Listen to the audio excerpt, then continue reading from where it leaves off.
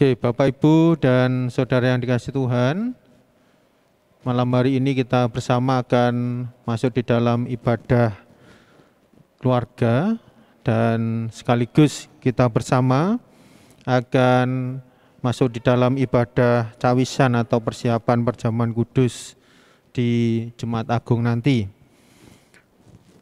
Kami mengucapkan Shalom. Puji Tuhan, malam hari ini kita bisa menyatukan hati di dalam ibadah, meskipun panjenengan masih harus beribadah dari rumah masing-masing. Tentu hal ini tidak mengurangi dalam kita membangun kebersamaan, dalam kita menghadap kehadirat Allah untuk memuji dan memuliakan nama-Nya. Mari kita ambil saat hening sejenak, kita menyadari kehadiran Allah di dalam persekutuan ataupun ibadah yang kita bangun pada saat ini. Ibadah cawisan perjamuan kudus Jumat Agung saat ini kita lakukan di dalam nama Allah Bapa, Sang Pencipta kehidupan, yang senantiasa berkarya dan memberkati umat-Nya. Anugerah dan damai sejahtera Allah Bapa di dalam Tuhan Yesus Kristus senantiasa menyertai Bapak, Ibu, Saudara sekalian. Amin. Mari kita memuji Tuhan. Kita nyanyikan kidung jemaat nomor 10. Kita nyanyikan bait 1 dan 2. Pujilah Tuhan Sang Raja.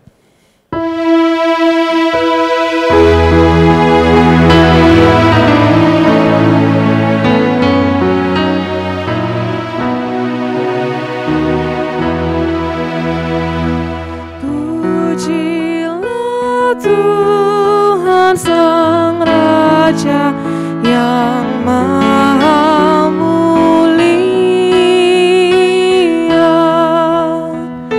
segenap hati dan jiwaku pujilah Dia. Datang berkat, berilah musikmu berkat, angkatlah puji-pujian.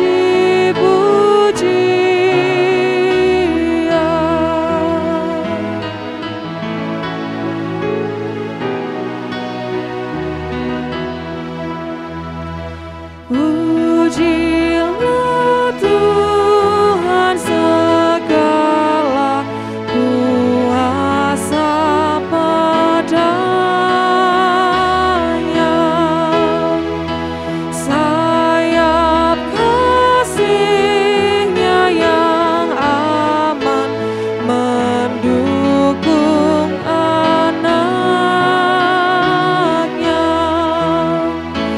Tiada terperi yang kepadamu diberi, tidakkah itu kau rasa?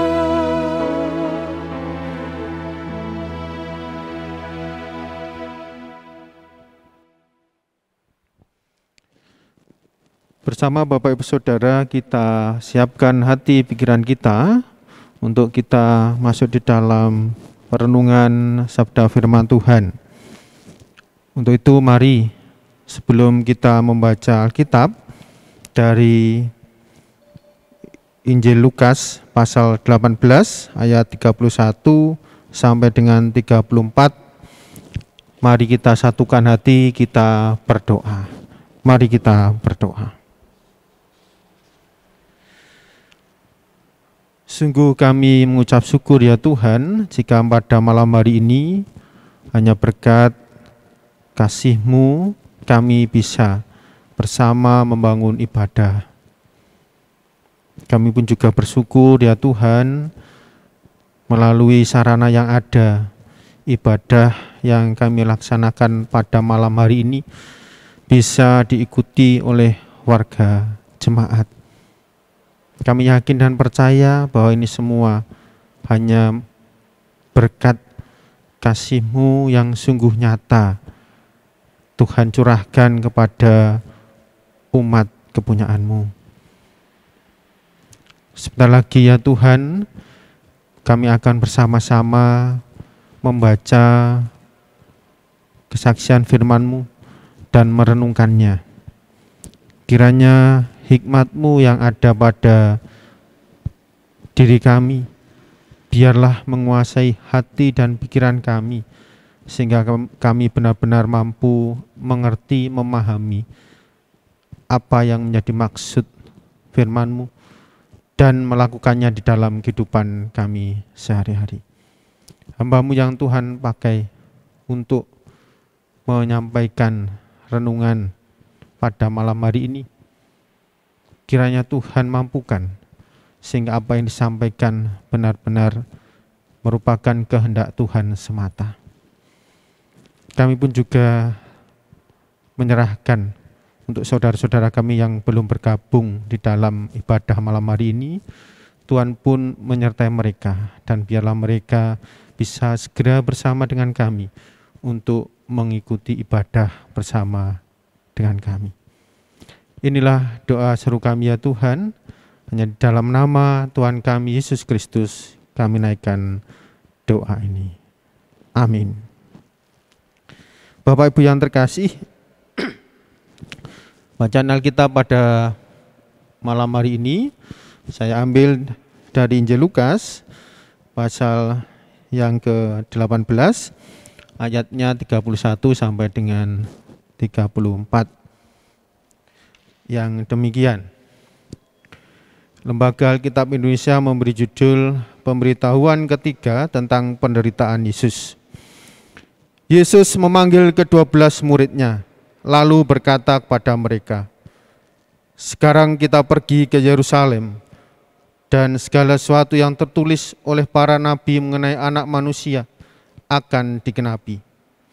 Sebab ia akan diserahkan kepada bangsa-bangsa yang tidak mengenal Allah, diolok-olokkan, dihina dan diludahi, dan mereka menyesah dan membunuh dia, dan pada hari ketiga ia akan bangkit." Akan tetapi mereka sama sekali tidak mengerti semuanya itu. Arti perkataan itu tersembunyi bagi mereka, dan mereka tidak tahu apa yang dimaksudkan. Amin.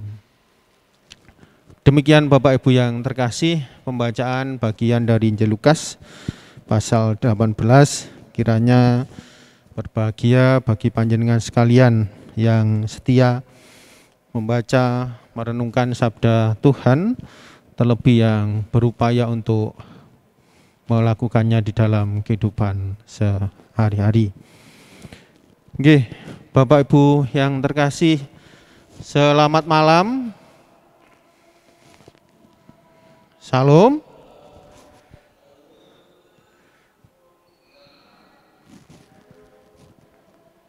Sukacita yang luar biasa karena malam hari ini kita bisa kembali berjumpa untuk membangun ibadah. Ya, meskipun kita masih melakukan secara online melalui Zoom. Namun saya kira apa yang bersama kita lakukan pada malam hari ini tidak mengurangi kekhidmatan kita dalam membangun ibadah dan juga kesukacitaan kita berjumpa dengan saudara-saudara kita, meskipun perjumpaan itu melalui sarana Zoom.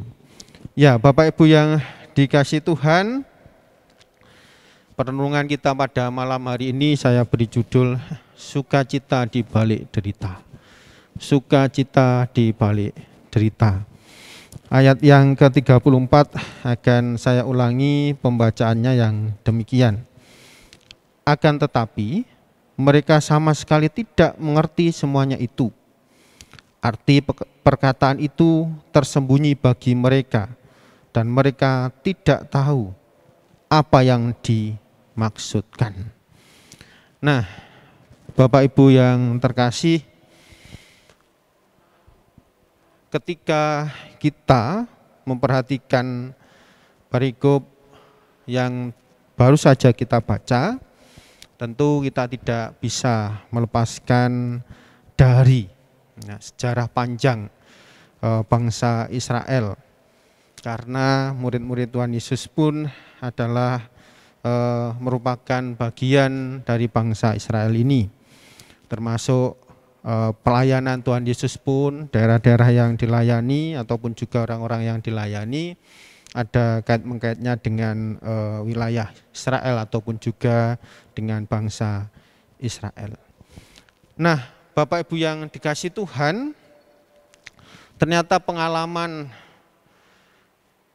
bangsa Israel sebagai umat pilihan Allah yang senantiasa mendapatkan pertolongan oleh Allah, senantiasa mendapatkan penyertaan oleh Allah, ini kemudian mempengaruhi pola pikir murid-murid Tuhan Yesus. Nah, jadi ketika leluhur mereka seringkali mendapatkan pertolongan oleh Allah dalam wujud kemenangan ketika melakukan peperangan dengan bangsa lain, ya, kemenangan ketika mereka harus berperang dengan suku-suku yang ada di sekitar mereka, maka Allah yang dikenal oleh leluhur, ya, oleh leluhur Israel ini adalah sosok Allah yang senantiasa berpihak pada mereka, Allah yang perkasa, Allah yang hebat, Allah yang agung atau besar. Nah, kita bisa melihat bagaimana gambaran tersebut diungkapkan, ya, seringkali diungkapkan di dalam kitab Perjanjian Lama, ya, di dalam Mazmur dan juga bagian-bagian kitab yang lain. Di sana seringkali ditunjukkan atau dinyatakan, disaksikan gitu ya, bagaimana sosok Allah Israel itu adalah Allah yang, ya, penuh dengan kuasa, Allah yang senantiasa memberikan kemenangan bagi bangsa Israel. Pun juga ketika bangsa Israel menghayati sosok raja atau pemimpin dari kerajaan mereka, maka yang dilihat juga pribadi penuh kuasa, pribadi yang gagah perkasa, orang yang kemudian mampu menggerakkan sendi-sendi kehidupan di dalam kerajaan atau sebuah bangsa. Artinya sosok raja adalah sosok orang yang hebat, yang bisa memimpin pasukan untuk berperang, yang juga bagi Israel sosok yang mampu mengalahkan bangsa-bangsa lain, ya, pribadi yang senantiasa disertai oleh Tuhan, diberkati oleh Tuhan. Nah, Bapak Ibu yang terkasih, 12 murid Yesus ternyata tidak bisa dilepaskan dari pemahaman itu, sehingga ketika mereka melihat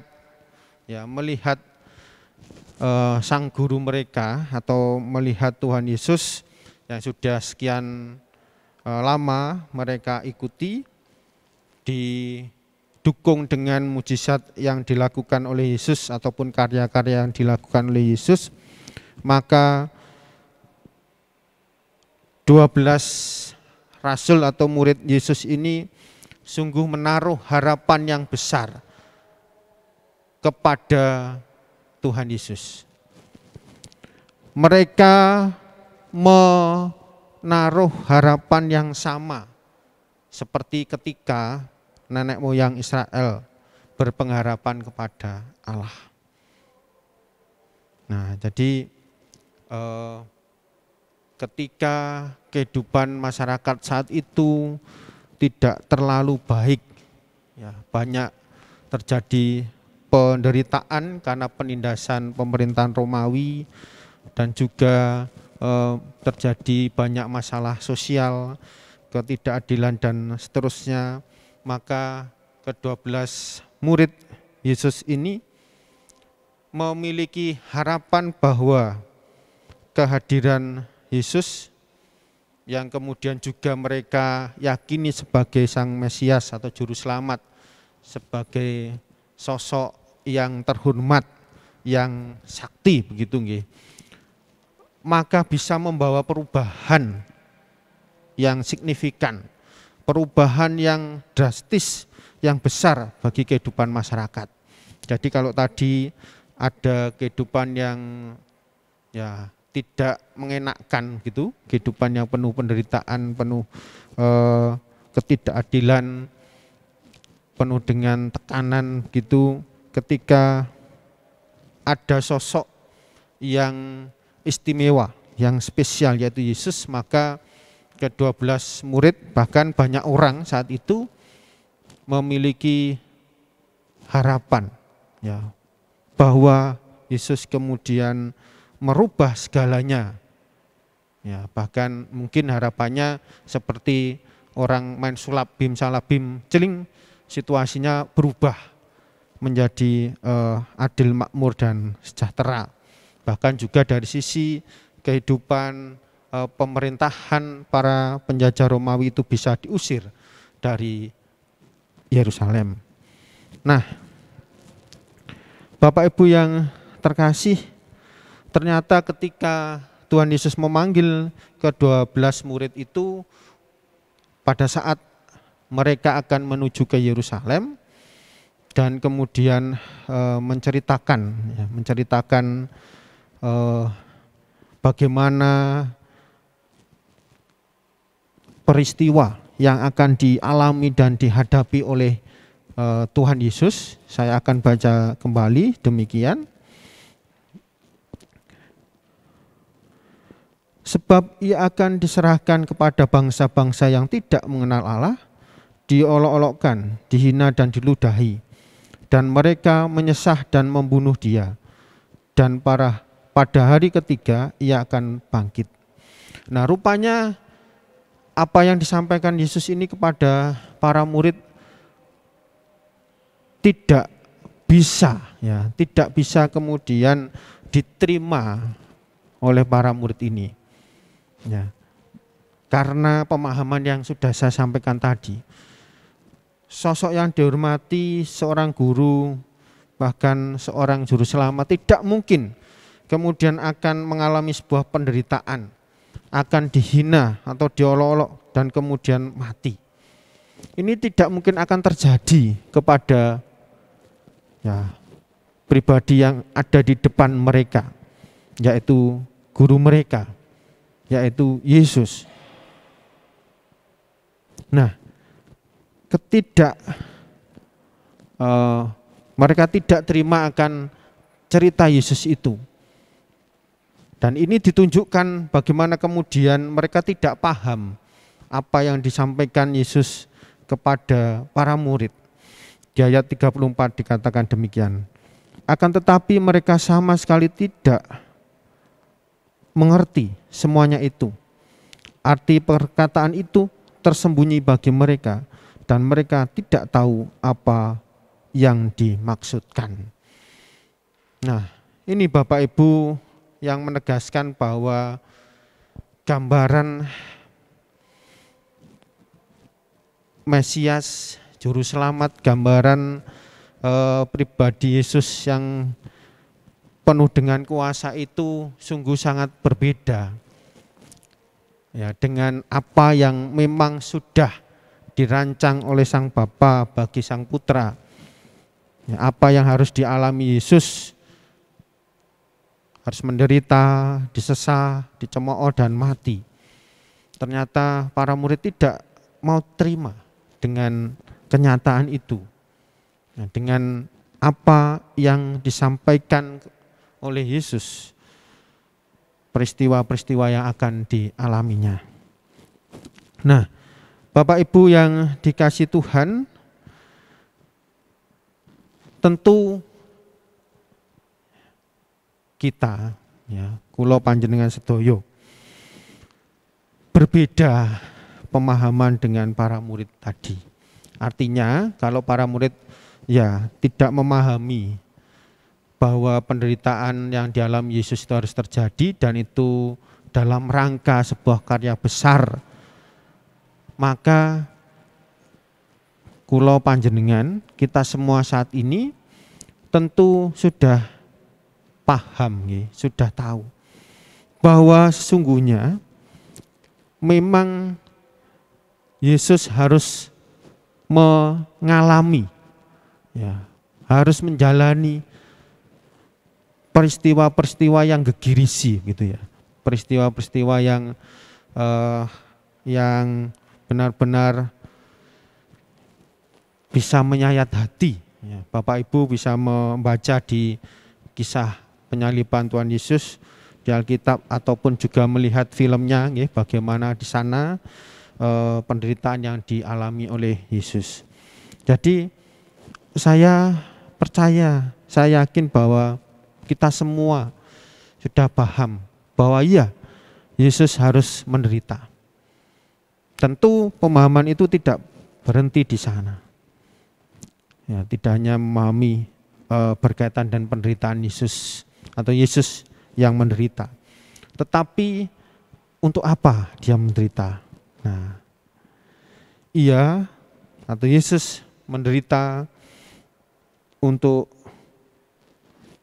menjadikan umat manusia mengalami sukacita yang besar. Ya, melalui penderitaannya, melalui penderitaan yang harus ditanggungnya, maka biarlah manusia itu mengalami sukacita. Kenapa kok demikian? Iya, karena hanya berkat pengorbanannya di kayu salib, maka dosa itu ditebus, maut dikalahkan. Nah, bukankah dalam peristiwa ini kita semua orang-orang percaya mengalami sukacita yang besar? Karena tidak ada sukacita yang melampaui itu semua, tidak ada sukacita yang melebihi itu semua selain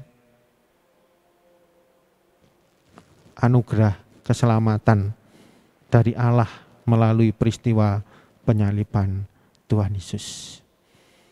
Untuk itu biarlah Bapak Ibu Saudara, penghayatan kita pada malam hari ini memampukan kita untuk senantiasa ngadeg jejeg, berdiri tegak untuk mengikrarkan iman percaya kita kepada Kristus Yesus, untuk senantiasa memegang teguh janji setia kita kepada Tuhan Yesus. Karena hanya di dalam Dia kita mengalami keselamatan. Hanya karena penderitaannya kita mengalami sukacita yang besar. Selamat menghayati masa-masa Prapaskah. Tuhan memberkati. Amin. Saat teduh bagi kita.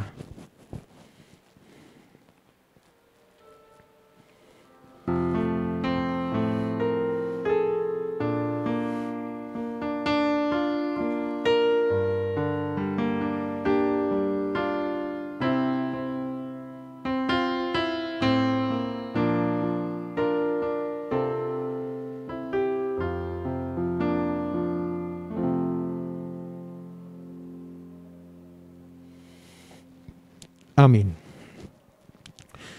Bapak, Ibu, dan Saudara yang dikasihi Tuhan, kita bersama masuk di dalam persiapan kita untuk menerima perjamuan kudus. Perkenankan Bapak Ibu Saudara, pada kesempatan ini kami kembali mengingatkan perihal perjamuan kudus. Perjamuan kudus yang kita ikuti nanti tentu memiliki makna dan arti yang mendalam.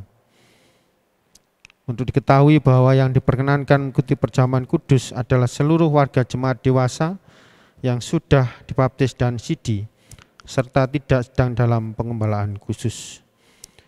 Di gereja kita, GKJW, perjamuan kudus adalah tanda kudus atau suci yang ditetapkan oleh Allah untuk umat miliknya, yang mengandung penghayatan akan kematian, kebangkitan dan penantian akan kedatangan Yesus Kristus yang kedua. Perjamuan kudus disebut kudus, artinya siapapun yang mengikuti perjamuan kudus, ia harus hidup taat dan melakukan kehendak Tuhan dan kebenarannya. Perjamuan kudus tidak hanya menggambarkan persekutuan umat dengan Allah saja, tetapi juga persekutuan antara umat dengan sesamanya. Oleh karena itu, ia harus hidup damai dan mengasihi sesamanya. Bapak Ibu yang dikasihi Tuhan, karena pada dasarnya perjamuan kudus itu berisi kasih Allah yang kudus, oleh karena itu marilah kita menguji hati kita masing-masing sebelum memasuki meja perjamuan. Saat ini, mari kita melihat diri kita pribadi lepas pribadi. Sejenak kita menyadari bahwa diri kita adalah manusia berdosa di hadapan Allah. Apa yang kita perbuat, pikirkan dan ucapkan dalam kehidupan sehari-hari seringkali tidak seturut dengan kehendak Allah. Seringkali kita melupakan Tuhan dalam rencana dan kehidupan kita. Demikian juga perjamuan kudus berisi persekutuan kita dengan sesama orang percaya. Untuk itu mari kita melihat diri kita pribadi lepas pribadi, menyadari bahwa kita belum mampu mengasihi sama kita dengan sepenuh hati dan benar. Seringkali dalam hati kita masih menyimpan amarah, kebencian, kekecewaan, dendam, sakit hati, dan perselisihan terhadap sesama kita. Kita akui bahwa kita belum mampu hidup damai dengan sama kita. Saat ini, mari kita datang pada Tuhan dalam penyesalan. Kita mengakui dosa-dosa kita di hadapannya dengan hati yang tulus dan penuh penyesalan. Karena jangan ada di antara kita yang mengikuti perjamuan kudus secara sembarangan. Mari kita berdoa, kita mohon pengampunan kepada Tuhan.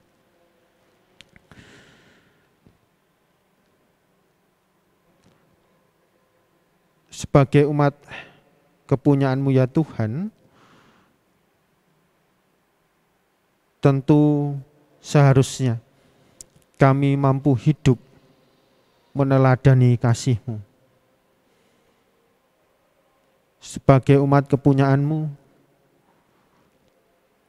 tentunya kami seharusnya hidup dalam kebenaran dan kekudusan. Namun ya Tuhan, kami menyadari bahwa kami masih senantiasa atau seringkali terjatuh di dalam dosa. Karena perbuatan kami, angan-angan kami, ataupun juga melalui apa yang kami lihat. Untuk itu ya Tuhan, kami mohon ampun atas dosa kesalahan kami.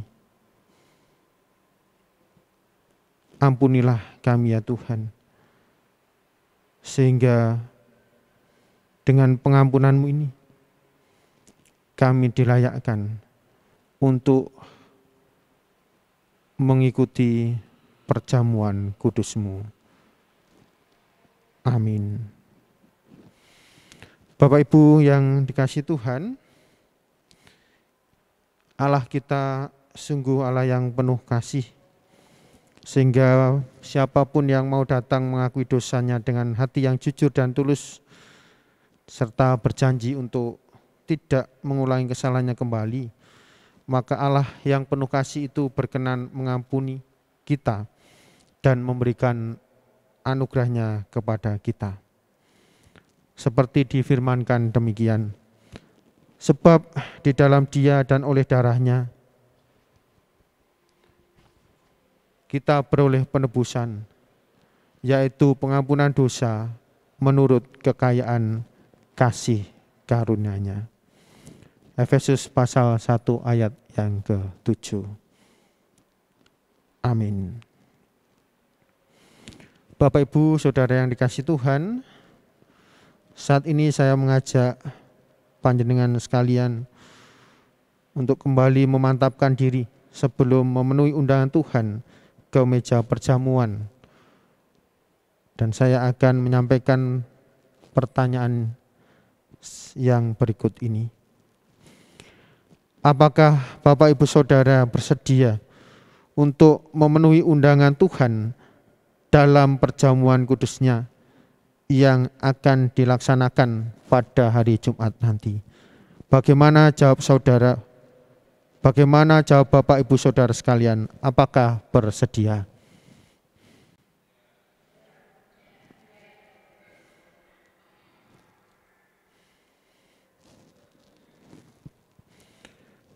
Atas kesediaan saudara, Bapak Ibu Saudara sekalian untuk menjawab undangan Tuhan mengikuti perjamuan kudus-Nya, kami mengucapkan terima kasih.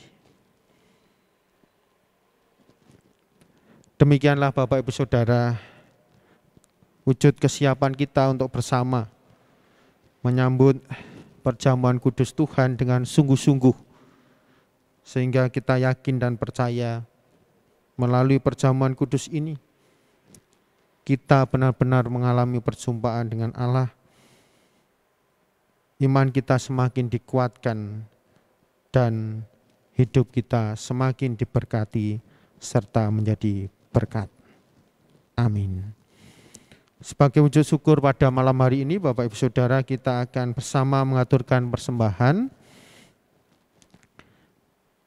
Bersama mengaturkan persembahan, kita iringi, kita pujikan Kidung Jemaat nomor 289, bait pertama dan kedua, Tuhan Pencipta Semesta.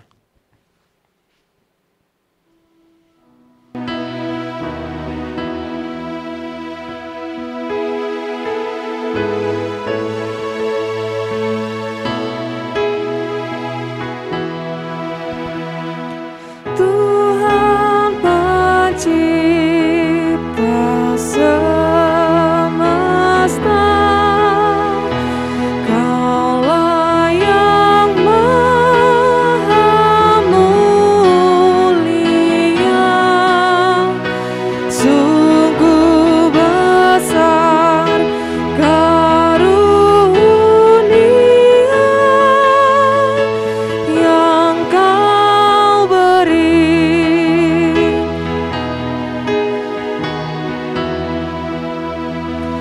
Kasih-Mu nyata terjalma di sinar surya yang cerah, di sawah dan tuaiannya yang Kau beri.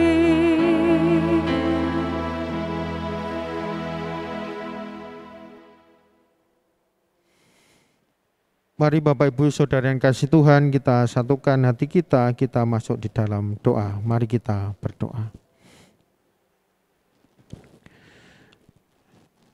Kembali kami datang ke hadirat-Mu di dalam doa ya Tuhan, mengucap syukur atas sapaan Tuhan pada malam hari ini yang semakin memantapkan kami untuk bersama memasuki perjamuan kudus-Mu. Sungguh ya Tuhan, kami mohon hikmat-Mu sehingga kami bisa menjaga diri kami untuk tetap layak di hadirat-Mu di dalam perjamuan kudus Tuhan. Saat ini kami berdoa ya Tuhan, buat persembahan yang telah kami haturkan Tuhan sucikan sehingga dapat menjadi sarana untuk menunjang kegiatan gerejawi yang ada. Kami pun berdoa untuk saat ini ya Tuhan, buat seluruh warga jemaat, Tuhan memberkati selalu kekuatan, kesehatan, damai, sejahtera. Apa yang menjadi harapan dan pergumulan dari seluruh warga jemaat, kiranya Tuhan mendengarkan dan memberikan pertolongan. Kami berdoa buat pelayanan di Jemaat Simomulyoni ya Tuhan. Kegiatan-kegiatan yang dilaksanakan biarlah dapat berjalan lancar seturut dengan kehendak-Mu, menjadi sarana bagi kami untuk saling menguatkan, saling mendukung, saling menopang, dan bertumbuh di dalam iman. Untuk itu para pelayan-Mu ya Tuhan, Tuhan berkati hikmat kemampuan sehingga dapat melayani dengan baik. Kami pun juga berdoa untuk segala pembiayaan untuk kegiatan-kegiatan jemaat kami, biarlah Tuhan memberkati sehingga semuanya dapat tercukupi. Kami pun menyerahkan untuk kegiatan-kegiatan di Majelis Agung, Majelis Daerah, sepenuhnya hanya di dalam tangan kuasa Tuhan. Tuhan memberkati dan menyertai selalu. Jika pada saat ini ya Tuhan, keadaan dunia sudah makin membaik, kami mohon kiranya Tuhan memulihkan sehingga pada akhirnya keadaan dunia ini jauh lebih baik lagi. Terbebas dari segala sakit penyakit dan kehidupan bisa lebih tertata, lebih sehat lagi. Kami berdoa untuk bangsa dan negara kami ya Tuhan. Tuhan memberkati bangsa dan negara kami, sehingga bangsa dan negara kami boleh semakin hari semakin adil, semakin sejahtera. Dan biarlah para pemimpin kami dapat memimpin dalam penuh hikmat, sehingga melalui kepemimpinan mereka bisa memajukan bangsa kami ini. Tuhan, kami pun menyerahkan negara-negara yang saat ini sedang berkonflik atau daerah-daerah yang sedang berkonflik. Kiranya Tuhan mencurahkan hikmat perdamaian kepada mereka, sehingga daerah-daerah ini bisa pulih kembali, bisa aman kembali, bisa tentram kembali. Masih banyak hal ya Tuhan yang ingin kami sampaikan di dalam doa ini. Namun kami percaya, kami yakin bahwa sebelum terucap kata, Engkau sudah mengerti, mengetahui apa yang ingin kami sampaikan. Dan pada saat ini ya Tuhan, kami akhiri doa kami ini dengan doa yang telah Tuhan ajarkan kepada kami. Doa Bapa kami. Bapa kami yang di surga, dikuduskanlah nama-Mu, datanglah kerajaan-Mu, jadilah kehendak-Mu di bumi seperti di surga. Berikanlah kami pada hari ini makan kami yang secukupnya, dan ampunilah kami akan kesalahan kami, seperti kami juga mengampuni orang yang bersalah kepada kami. Dan janganlah membawa kami ke dalam pencobaan, tapi lepaskanlah kami daripada yang jahat, karena Engkau-lah yang punya kerajaan dan kuasa dan kemuliaan sampai selama-lamanya. Amin. Bapak Ibu yang dikasihi Tuhan, mari kita kembali menyanyikan Kidung Jemaat nomor 346, bait yang pertama, Tuhan Allah beserta Engkau.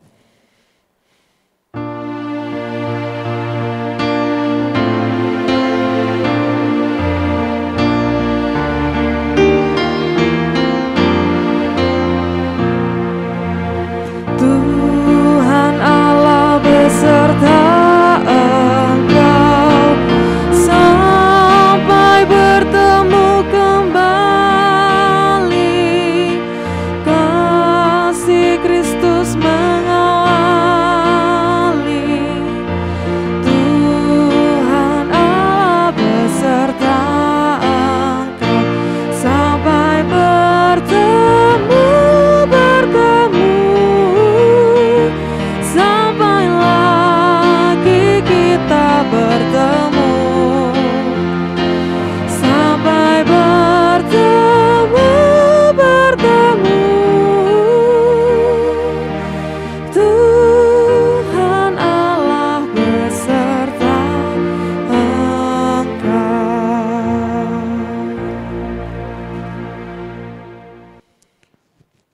Selanjutnya, arahkanlah hatimu kepada Allah dan terimalah berkat Tuhan melalui hamba-Nya.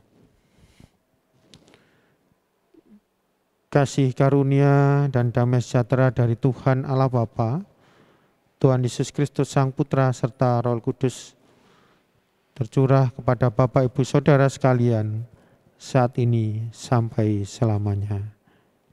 Amin. Demikian Bapak Ibu Saudara yang dikasihi Tuhan, ibadah yang kita bangun pada malam hari ini. Selamat malam, Tuhan memberkati.